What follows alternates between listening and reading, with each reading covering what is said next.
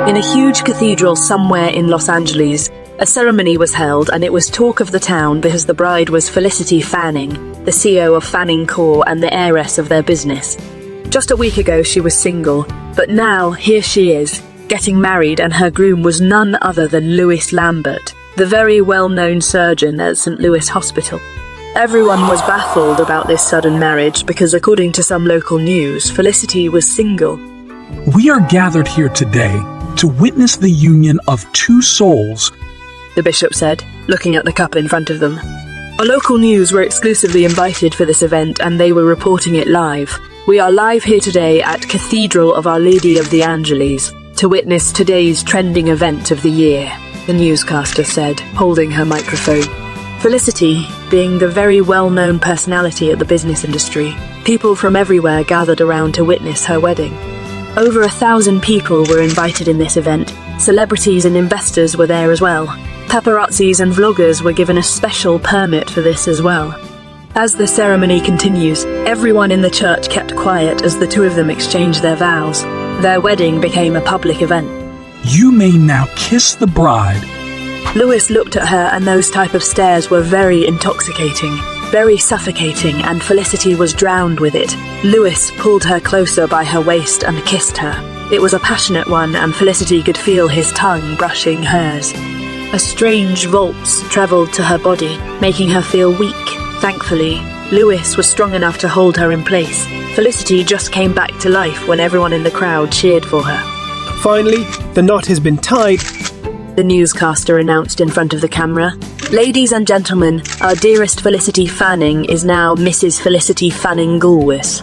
Congratulations on the newlywed, she ended before ending the lie. After the ceremony, everyone lined up for the newlywed couple and showered them with rose petals as they walked down the aisle. Pose for the camera! A paparazzi shouted when they stopped at the flower arch just outside the church. Felicity then pulled Louis closer to her, making him laugh before Louis moved his face closer to Felicity's ear. You'll be mine tonight, he said in a husky tone, which made Felicity's cheeks turn red. The couple kissed for the last time before they went to the party. The couple rode with a limousine and everyone was cheering on them. 2 weeks ago, Felicity was still single, and she was really problematic about her half-brother's debt. Where the hell did you take all the money? She looked at her brother. But as she darted her gaze at him, he was quiet. He was just looking at her without any emotions in his face. Felicity wanted to dig deeper into this, but she knows if she does, her brother will just deny everything. You should have known better, Frank, she sighed while shaking her head. Frank was quiet all the time Felicity was talking. After a couple of minutes later, he went out of her office, and she began to work on the papers she has to review. Aside from being an heiress, she has a brand on her own. It was just starting. That's why she needs to be picky in all of the details of it. A man called yesterday and told her about her brother's constant borrowing of money from places to places, and even with their family members. Also, Frank took $4 million cash from the bank under the name of Fanning Corp and transferred it to his bank account, which made Felicity very angry. After he closes the door behind him, Felicity went back to work immediately. Last week, she showed the board her new brand, but they just told her that she was too young to handle such brand. Felicity grumbled about it. How can she be so young when she's almost 30? Her new project was named Infinite Baby Products. Felicity was still upset about it, and to add it all up, here's his brother, getting into her nerves. She sighed heavily and leaned on her swivel chair. Maybe this is her father's another way of telling her that she should marry since he was urging her since last year. But nevertheless, for her being single is more essential than having a problem. What are we going to do about the new brand, Mum? James asked her assistant. We're going to visit them one by one, James, she answered with her hand on her head. It was aching uncontrollably because of her left and right problems. Being a CEO means a lot of work. There are days that Felicity only gets to sleep an hour or two, or even she doesn't have time to take some rest because of the workload she had, especially that she's starting this new ventures of hers. I heard Mrs. Linda just had a child, he said, looking at his computer. Really? One of our shareholders? Yes, ma'am. She delivered a baby boy at St. Louis Hospital yesterday. Then we're going to start there. Felicity smiled. James nodded his head before scribbling on his iPad. He always put everything on his iPad for notes. That's why Felicity liked James being her assistant, because he is so organized. Felicity smiled momentarily. The board members were hesitant with the baby products because Felicity wasn't still a mum, and she might just use cheap ingredients at it or something because she still doesn't know anything about babies. They were doubting at her because she's in the household chemicals industry. She tried to reason out that she gave everything she could about this project and even tested some of the products on her, and she liked it. But the board wants more realistic. How can you understand your product when you still doesn't have a baby? One of the board members asked her when she called out for a meeting about her new brand. That day went on. She continued looking through her files and prepared for tomorrow's event. Mrs. Linda is still young and she might get her to say yes. And if she does, Felicity will only get to ask 9 more members. Still a lot of work, but still she was optimistic for tomorrow's event. That night, Felicity went home to their house because she was called by her father. She knew what will happen next, but she couldn't say no, the old man, so she still went. Good evening, Dad. She greeted him. They were already at the dining area when she arrived. Take a seat, my dear. Her father said. Her father talked about the company and moments later shifted the topic.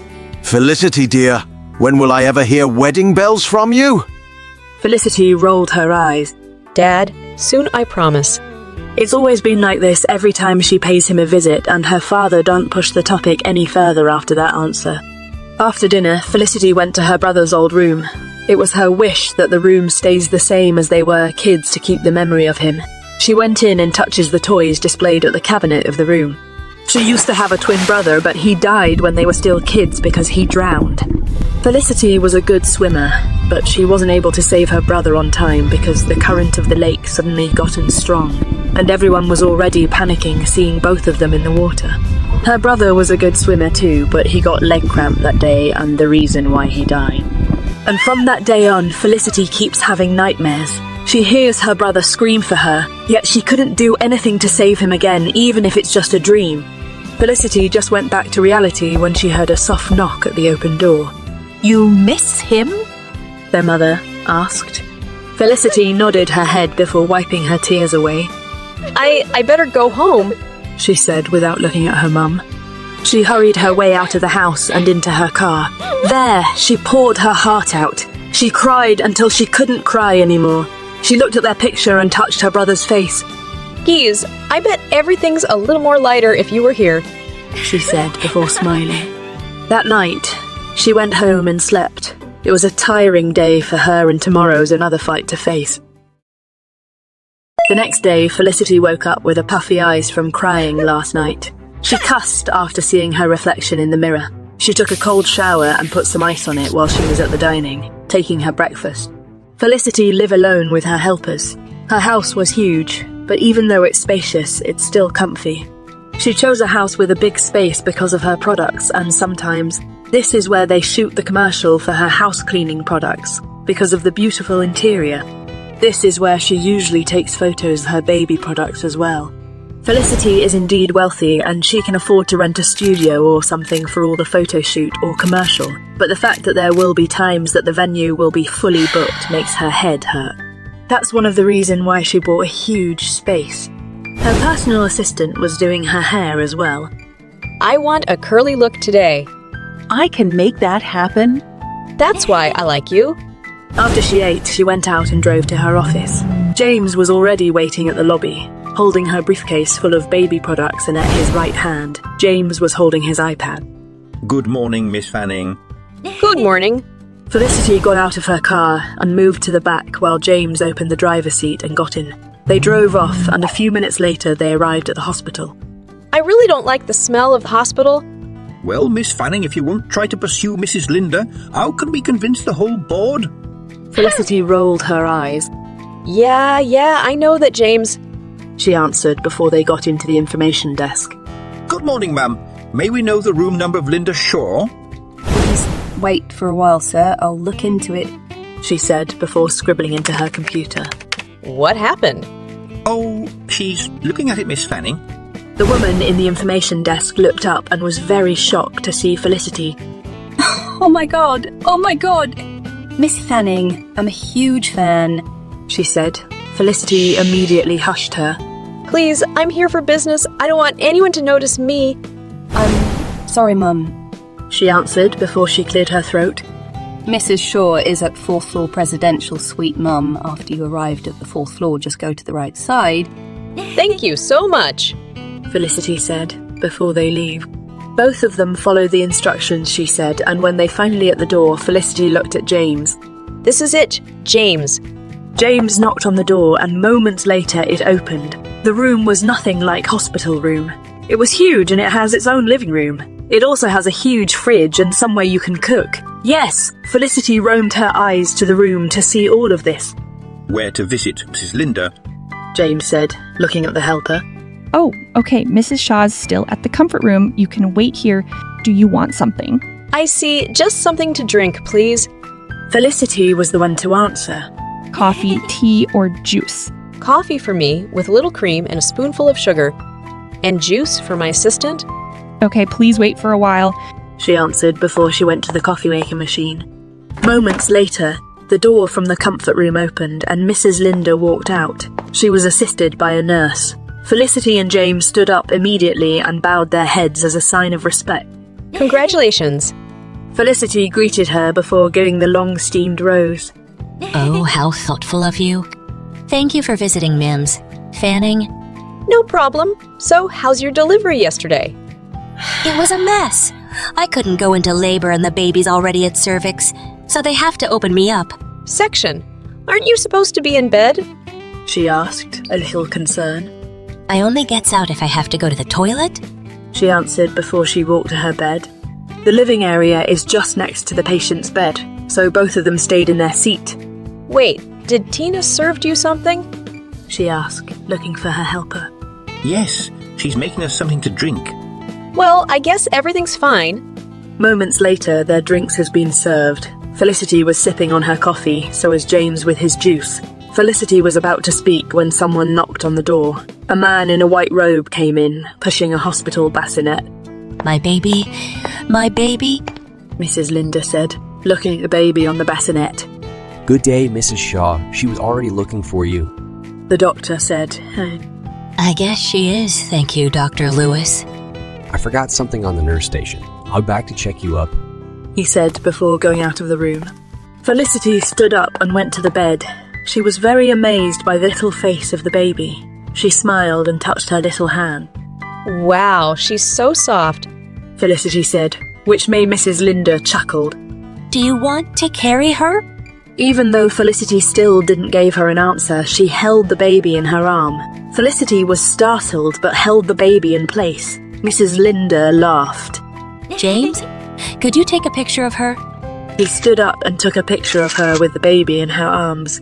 You see, Felicity, this is why I didn't vote for your new project. Mrs. Linda said while looking at the picture James took. You don't have a life after work. You don't have something to realize how beautiful life can get.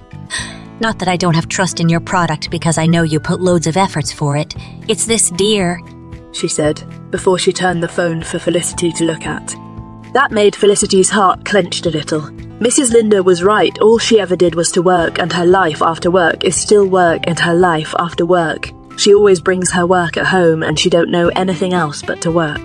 Moments later, the baby started crying, which made her feel flustered. She panicked, and that's when the surgeon came in and took the baby from her. She looked at him and he smiled at her. Thank you for having me, Mrs. Shaw. I think we have to go, she said, before leaving a bank card at the table.